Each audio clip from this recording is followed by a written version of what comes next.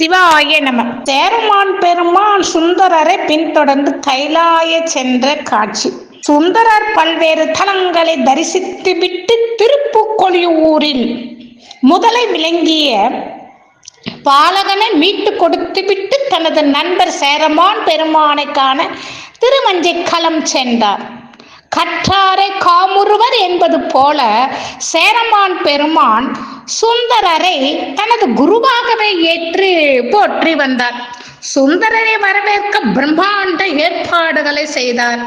சேரமானின் இந்த ஏற்பாடுகளை கண்டு வியந்த சேர நாட்டு மக்கள் அவர்கள் நட்பை எண்ணி வேந்தனர். சுந்தரர் வந்ததும் அவரை சகல மரியாதையுடன் வரவேற்று அழைத்து சென்று இருவரும் பேசி மகிழ்ந்தனர்.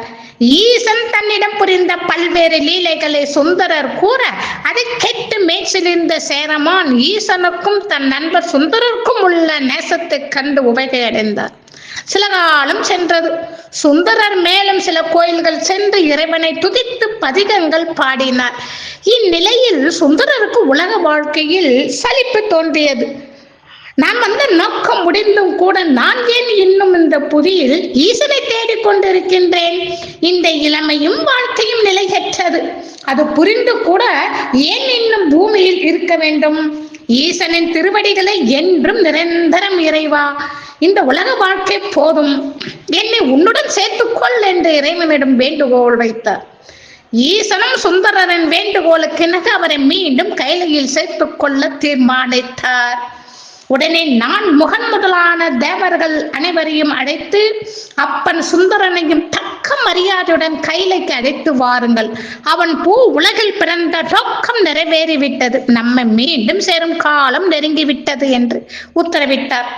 காலத்தையே நிர்ணயிப்பவனின் நண்பன் கைலைக்கு அழைத்து வரும் பாக்கியம் தங்களுக்கு கிடைத்தது எண்ணி மகிழ்ந்து தேவர்கள் திருவஞ்சைக்களம் விரைந்தனர். திருவஞ்சைக்களத்தில் தேவர்கள் பூ தூவி வணங்கவும் இந்திரனும் நான் முகனும் மகாவிஷ்ணுவும் எதிர்கொண்டு அழைத்து சிறப்பிக்கவும் கைலாய புறப்பட்டார்கள். சுந்தரர் முன்னதாக தம்மை இறைவனிடம் சேர்க்க போகும் யானையை 3 முறை வலம் வந்து நமஸ்கரித்தார்.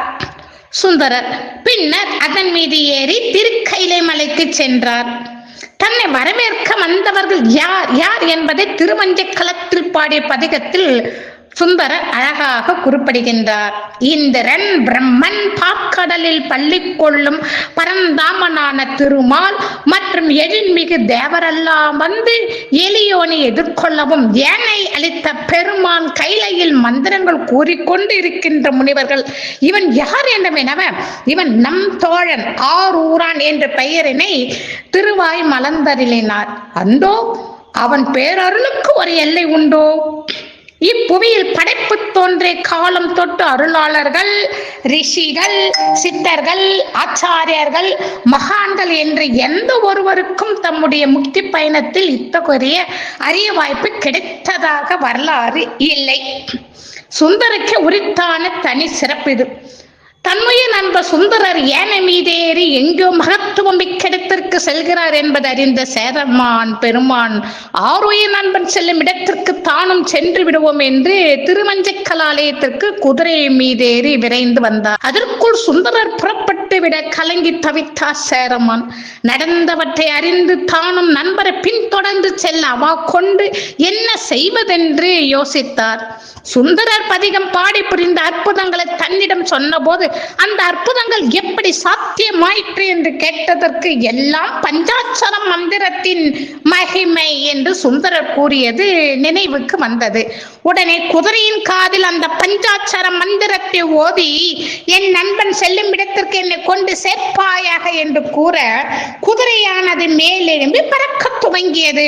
சுந்தரரை ஏற்றி சென்று ஏனைய பின்தொடர்ந்து சுந்தரர் கைலாயத்தை அடையும் முன் சேரமான் கைலாயத்தை அடைந்து விட்டார்.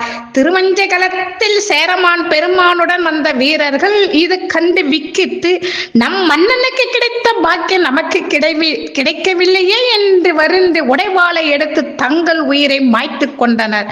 அவர்கள் அனைவருக்கும் சிவலோக பிராப்தி கிடைத்தது. சுந்தரர் தானென முன்படைத்தான் என்னும் பதிகத்தை பாடி கைலாயத்தின் தென் பகுதி அடைந்தார். தனக்கு முன் சேரமான் பெருமான் அங்கு வந்து சேர்ந்து தன்னை வரவேற்பதைக் கண்ட சுந்தரர் வியந்து போற்றினார்.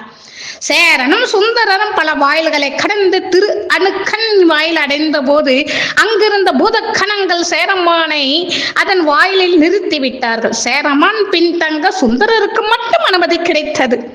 கைலையில் உமை ஒரு பாகனை தரிசித்த சுந்தரர் இருக்கரம் கூப்பி தொழுது இறைவனை பலவாறு போற்றி துதித்து தமது நெருங்கிய நண்பர் சேரமான் வெளியே நின்று கொண்டிருப்பதை குறிப்பிட்டு அவரையும் அழைக்க வேண்டும் என்று விண்ணப்பித்துக் கொண்டார்.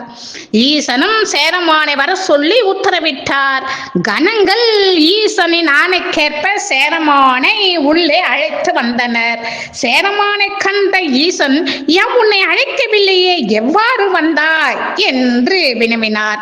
அதற்கு சேரமான், இறைவா, உன் மெய்யடியாரிடம் நான் கொண்ட பக்தியும் அன்புமே என்னை இங்கு அழைத்து வந்தது. நான் என் நண்பனை பின்தொடர்ந்து புறப்பட்டு வந்தேன். ஆனால் வந்து சேர்ந்த இடம் கைலை என்றார். அதை கேட்டு புன்முறல் பூத்த ஈசன், நலம் பெறுவா என்று ஆசிர்வதித்தார். நான் தங்கள் மீது ஞான உலா ஒன்று எழுதியுள்ளேன், அதனை தங்கள் முன் படித்து காட்ட வேண்டும் என்று ஈசனிடம் வேண்ட ஈசனும் சம்மதிக்க சேரமான் ஞான உலாவினை பாடினார். இருவரது நட்பின் மாண்பையும் தம்மீது கொண்ட பக்தியும் மெச்சிய ஈசன், நீங்கள் இருவரும் என் கணங்களுக்கு தலைவராக இருந்து வாருங்கள் என்றார்.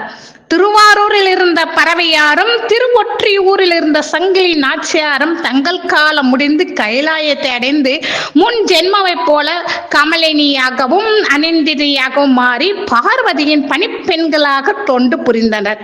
சுந்தரர் தம் வரும் வழியில் பாடிய தானனை முன்படைத்தான் என பதிகத்தை உலகத்தாரிடம் சேர்ப்பிக்க வேண்டி வர்ண பகவானிடம் கொடுத்தார். வர்ணனும் அதை திருவஞ்சிக்கல கோயிலுக்கு கொண்டு வந்து சேர்த்தார்.